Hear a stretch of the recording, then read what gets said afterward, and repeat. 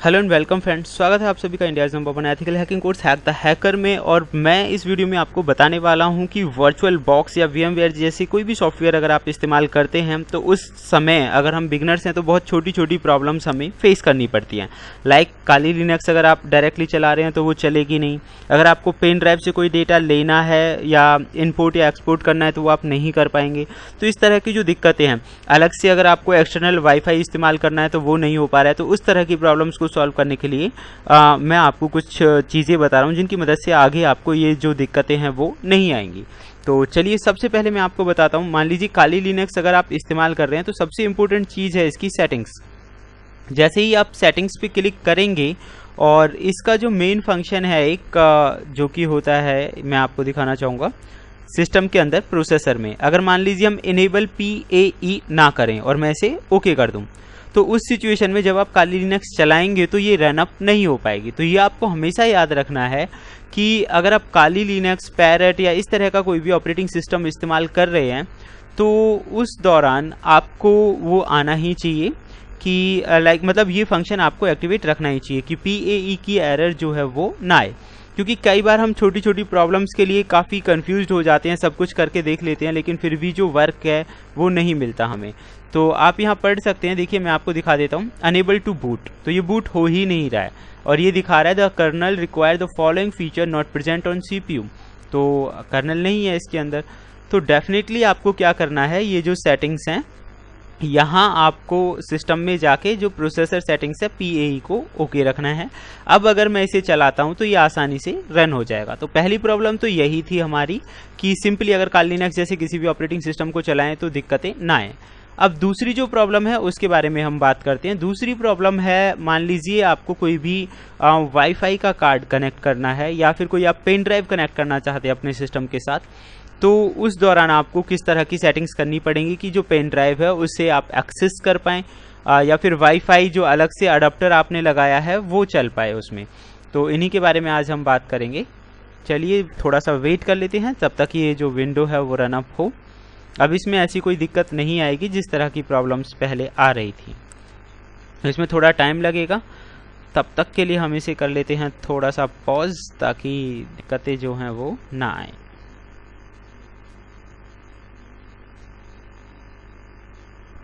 Okay friends, तो आप यहाँ देख सकते हैं जो काली लिनक्स है वो रन अप हो चुका है। अब हम बात जो करने वाले थे वो था कि वाईफाई अडाप्टर या कोई भी पेन ड्राइव से हमें डेटा शेयरिंग करना हो तो उस सिचुएशन में क्या करना है। तो सबसे पहले आप यहाँ देख सकते हैं कि यहाँ पे फिलहाल वाईफाई का ऑप्शन ही नहीं आ रहा है। तो ऐसी सिचुएशन में मैंने क्या किया हुआ है, एक वाईफाई जो अडाप्टर है अलग से परचेज किया हुआ है। आप भी कोई भी वाईफाई आप ले सकते हैं, TP लिंक थोड़ा बेटर माना जाता है तो आप TP लिंक ले लीजिए। कई लोगों के क्वेश्चंस होते हैं कि भाई मॉनिटर मोड ऑन करना है मुझे, तो उस सिचुएशन में TP लिंक का जो वाईफाई है काफ़ी अच्छा रहेगा। TP लिंक का आप 840N जो एक वर्जन आता है TP लिंक में 840N ले लीजिए, उसमें मॉनिटर मोड आसानी से इनेबल हो जाता है। तो अब हम बात कर रहे हैं कि किस तरह से करना है। तो मैंने यहाँ पे इनपुट डिवाइसेस पे जाना है। सबसे पहले मैं पेन ड्राइव कनेक्ट करके आपको बताता हूँ। आपको जाना है डिवाइसेस में USB, और USB में मेरी जो इनपुट डिवाइस है SanDisk क्रूजर, मैं वो ले लेता हूँ। तो मैंने उस पर क्लिक किया। आप देखेंगे थोड़ा टाइम प्रोसेसिंग चलेगी यहाँ पे और उसके बाद वो जो डिवाइस है वो कनेक्ट हो जाएगी। आप देख सकते हैं नीचे ऑप्शन दिखा रहा है virtual box USB device install successfully, यानी कि वर्चुअल बॉक्स में USB जो डिवाइस है सक्सेसफुली इंस्टॉल हो चुका है। अब कुछ ही टाइम में आपको उसकी फाइल्स ब्राउज करने का जो ऑप्शन है वो मिल जाएगा और उसके ज़रिए आप उसमें कोई भी फाइल कॉपी कर सकते हैं, डाल सकते हैं, रिमूव कर सकते हैं, ये सारी चीज़ें कर सकते हैं। ज़्यादातर वीडियोस के दौरान इस तरह की चीज़ें हमें नहीं बताई जाती जो कि बारीकियाँ होती हैं, और यही सबसे बड़ी प्रॉब्लम का कारण होता है कि हम उन बारीकियों की वजह से कोई भी काम नहीं कर पाते हैं। तो चलिए देखते हैं, सक्सेसफुली हो चुका है। मैं फ़िलहाल चेक कर लेता हूं अपने रूट फोल्डर में जाके कुछ हमें इन्फॉर्मेशन मिलती हैं या नहीं मिलती। हालांकि डेस्कटॉप पे आ जाता है बट कई बार ऐसा है थोड़ा टाइम भी लग सकता है। तो देख लेते हैं। ये देखिए यहाँ पे आ गया है CD-ROM करके और ओपन फाइल्स, ये दोनों ऑप्शन सिर्फ डेस्कटॉप पे ही दिखा दिए। अब इसमें आप ओपन कर लीजिए। आपको जो भी फाइल्स पे काम करना है, कॉपी करना है, पेस्ट करना है, वट जो भी आपको सही लगे वो आप कॉपी पेस्ट वगैरह करके यहाँ पे काम कर सकते हैं। तो बहुत आसान है इस पे काम करना। ये आ गई आपकी पेन ड्राइव। अच्छा, अब दूसरा हम बात करने वाले हैं कि वाईफाई अडाप्टर कैसे कनेक्ट है। उसको भी कनेक्ट करने की जो प्रोसेस है सेम है। आपको जाना है USB पे, क्योंकि USB के थ्रू ही आपने कनेक्ट किया होगा मैक्सिमम, और तो कोई अलग ऑप्शंस नहीं है। इंटरनल यूज़ करना होता है तो एक अलग बात है। अगर आप इंटरनल वाईफाई यूज़ करते हैं तो ब्रिज ले लीजिए लैन की जगह, वो मैं सेटिंग्स बता दूंगा आपको। तो USB में आपको जाना है Realtek 802.11n हम यूज़ कर रहे हैं, तो मैंने इस पर क्लिक कर दिया। थोड़ा सा टाइम लगेगा और उसके बाद ये जो है वाईफाई का अडाप्टर हमारा ये भी कनेक्ट हो जाएगा।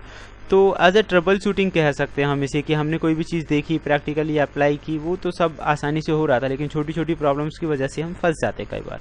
तो देख लेते हैं यहाँ पे, आप देखिए वाईफाई का ऑप्शन आ चुका है। थोड़ा सा टाइम और लेगा ये शायद अभी नाम वगैरह कॉन्फ़िगर करने में। तो आप देख सकते हैं यहाँ पे वाईफाई नॉट कनेक्टेड दिखा रहा है। मैंने इस पर क्लिक किया और आप यहाँ देख सकते हैं वाईफाई की सेटिंग कर सकते हैं या कोई भी नेटवर्क सिलेक्ट कर सकते हैं। तो मैंने यहाँ पे सिलेक्ट नेटवर्क कर लिया, जिस भी नेटवर्क के ज़रिए मैं जुड़ना चाहता हूँ। मैंने यहाँ पे ले लिया है एक जियोफाई, कनेक्ट कर दिया है यहाँ पे, और इसका जो पासवर्ड है वो मुझे देना है। एंड तो इसका जो पासवर्ड मैंने दे दिया और इसे कर देता हूँ कनेक्ट। तो जैसे ही आप इसे कनेक्ट करेंगे, जो वाईफाई है आपके कंप्यूटर से कनेक्ट हो जाएगा। And you can see there wifi connecting.